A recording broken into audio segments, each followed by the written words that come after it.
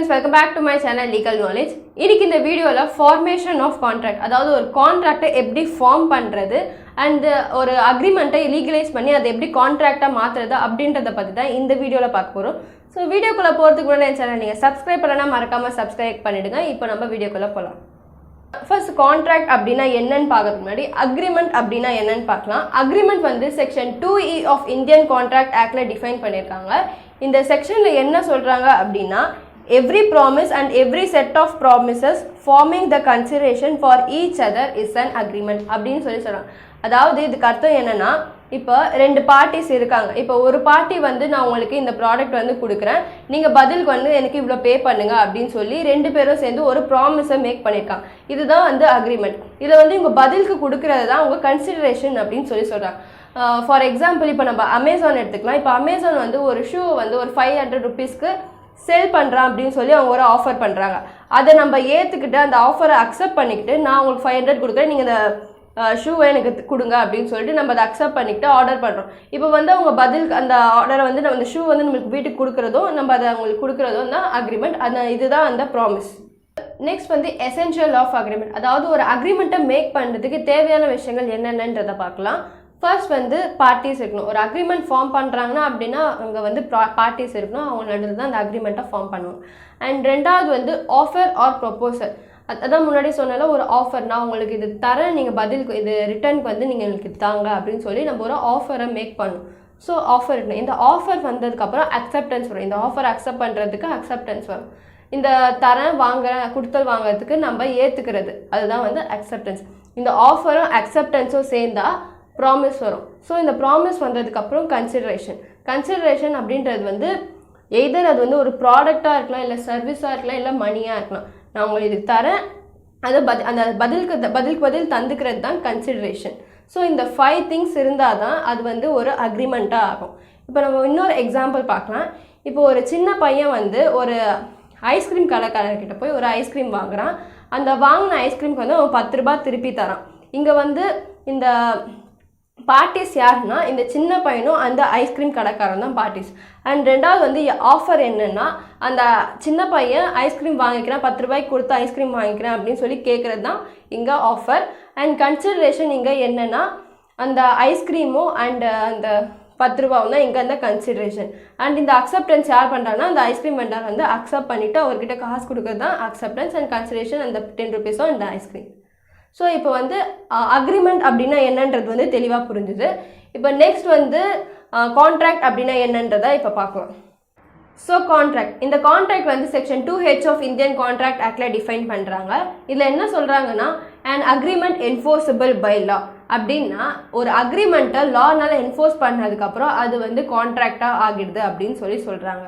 So இந்த கான்ட்ராக்டை make பண்ணுறதுக்கு என்னென்ன எசென்ஷியல்ஸ்லாம் வேணும் அப்படின்னா அது என்னென்னலாம் தேவை அப்படின்னா முதல் விஷயம் வந்து அக்ரிமெண்ட் இருக்கணும். ஒரு அக்ரிமெண்ட் இருந்தால் தான் அதை வந்து லீகலாக என்ஃபோர்ஸ் பண்ணி கான்ட்ராக்டாக ஆகணும். So agreement is needed.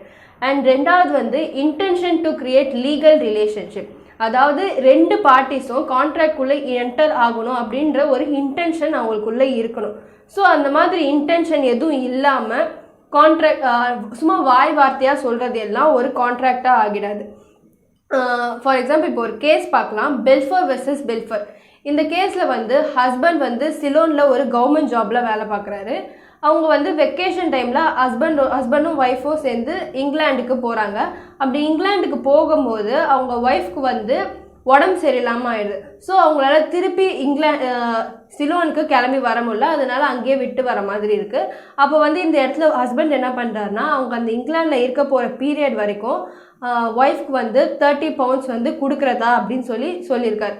So ஆனால் அவர் வந்து அந்த ஹஸ்பண்ட் வந்து அந்த ஒய்ஃப்க்கு வந்து அப்படி சொன்ன மாதிரி 30 pounds கொடுக்க செய்யலை. ஸோ இந்த ஒய்ஃப் என்ன பண்ணுறாங்கன்னா கோர்ட்டில் அந்த ஹஸ்பண்ட் மேலே கேஸ் போடுறாங்க, இந்த மாதிரி அவர் வந்து கான்ட்ராக்ட் தவறிட்டாரு அப்படின்னு சொல்லிட்டு. கோர்ட் வந்து என்ன சொல்கிறாங்கன்னா ஹஸ்பண்ட் வந்து லியபிள் இல்லை அப்படின்றாங்க. ஏன்னா இந்த இடத்துல கன்சிடரேஷன் ஒன்றும் இல்லவே இல்லை.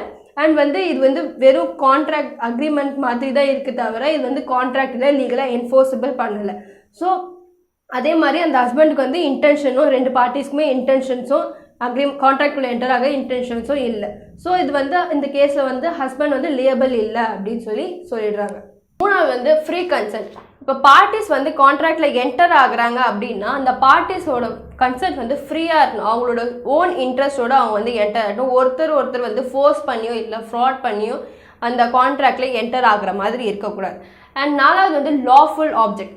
இப்போ அந்த கான்ட்ராக்ட் மேக் பண்ணுறாங்க அப்படின்னா அந்த கான்ட்ராக்ட் வந்து லாஃபுல்லாக இருக்கணும். ஃபார் எக்ஸாம்பிள் அது வந்து இல்லீகலாகவும் இருக்கக்கூடாது, அதே மாதிரி பப்ளிக் மொராலிட்டிக்கு அகெயின்ஸ்டாக, மாரல் எத்திக்ஸ்க்கு அகெயின்ஸ்டாக அது மாதிரி இருக்கக்கூடாது. அண்ட் 5வது வந்து லாஃபுல் கன்சிடரேஷன். இப்போ அந்த கன்சிடரேஷன் ஒருத்தர் மாற்றி கொடுத்துக்கிறாங்க, அது வந்து ஒரு லாஃபுல்லான ஒரு விஷயமா இருக்கணும். ஃபார் எக்ஸாம்பிள் அன்லாஃபுல்லாக இருக்கக்கூடாது. எப்படின்னா இப்போ ஒரு ட்ரக் டீலிங், இப்போ நான் காசு கொடுக்குறேன்னு எனக்கு பதில் ட்ரக் கொடுக்குறேன் அப்படின்னா அது வந்து கான்ட்ராக்டில் என்டர் பண்ண முடியாது. ஏன்னா வந்து அது இல்லீகலான ஒரு கன்சிடரேஷன். அண்ட் அடுத்தது வந்து கெப்பாசிட்டி ஆஃப் பார்ட்டிஸ் வந்து கெப்பாசிட்டியோடு இருக்கணும். அப்படின்னா அந்த பார்ட்டிஸ் வந்து மைனராக இருக்கக்கூடாது, அபவ் 18 இருக்கணும், மேஜராக இருக்கணும். அண்ட் நெக்ஸ்ட் விஷயம் வந்து அவங்க வந்து அன்சவுண்டட் மைண்டடாக இருக்கக்கூடாது, ஒரு தெளிவான மனநிலையோடு அவங்க வந்து இருக்கணும் கான்ட்ராக்டில் என்டர் ஆகும்போது.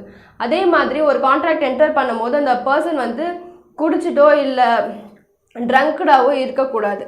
அண்ட் அடுத்தது வந்து agreement not to be declared void. இந்த வாய்ட் அண்ட் வாய்டபிள் பற்றி நான் அடுத்து சொல்கிறேன், இது முடிச்சுட்டு சொல்கிறேன். அதாவது இந்த வாய்ட் அப்படின்ற அக்ரிமெண்ட் எல்லாம் கான்ட்ராக்டில் என்டர் பண்ண முடியாது அப்படின்னு சொல்கிறாங்க. அண்டு அடுத்தது வந்து சர்டைனிட்டி. இப்போ ஒரு கான்ட்ராக்ட் வந்து மேக் பண்ணுறாங்க அப்படின்னா அந்த கான்ட்ராக்ட் எதுக்காக அப்படின்றத வந்து தெளிவாக இருக்கணும். ஃபார் எக்ஸாம்பிள் இப்போ வந்து ஏ அப்படின்ற பர்சன் வந்து பிக்கு வந்து ஆயில் சப்ளை பண்ணுறேன் அப்படின்னு சொல்லி ஒரு கான்ட்ராக்ட் மேக் பண்ணுறாங்க. இந்த இடத்துல அவங்க வெறும் ஆயில் தான் மென்ஷன் பண்ணியிருக்காங்களே தவிர அது என்ன ஆயில் அப்படின்னு சொல்லி மென்ஷன் பண்ணல. அது வந்து கேஸ்டர் ஆயிலா இல்லை கோகோனட் ஆயிலா அப்படின்றது வந்து அவங்க மென்ஷன் பண்ணல.